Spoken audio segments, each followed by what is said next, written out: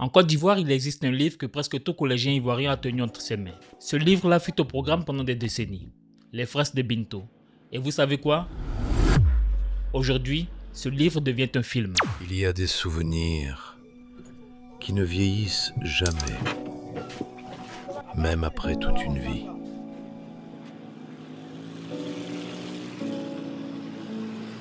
À Grand Bassam, j'ai rencontré une fille. Toi, tu dois être Binto. Allez, viens, suis-moi. Voilà, c'est ta chambre. Tu te rappelles? On avait entre 12, 13 et 14 ans, on était en classe de 4e. Il y avait le professeur de français. Le mien, je me rappelle, c'était Monsieur Yeo Alama. Et puis au programme, il y avait aussi ce roman d'Amadou Koné. L'histoire de Binto, c'est l'histoire d'un jeune homme brillant plein de rêves. Mais c'est aussi l'histoire d'un premier amour qui va tout basculer. On l'a lu, relu pour certains. On l'a résumé, on l'a étudié.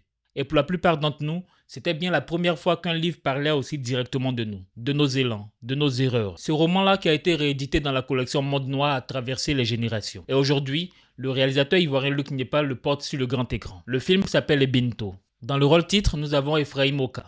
Face à lui, Armand Lo qui joue le rôle de Monique et Maud Guéra dans le rôle de Muriel.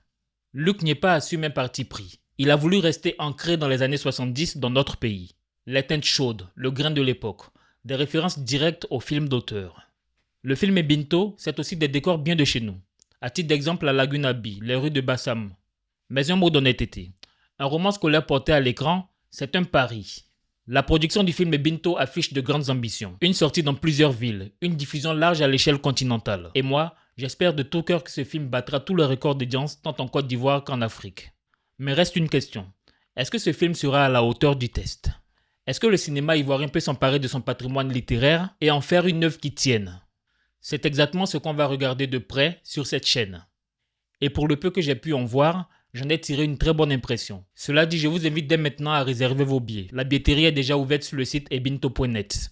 Et sur votre chaîne Code d'Histoire, on ne va pas s'arrêter là. On va décrypter le roman, l'époque et le film. Parce qu'avant de juger l'adaptation, il faut savoir d'où vient l'œuvre. N'oubliez pas, c'est pour le futur que notre passé doit rester présent.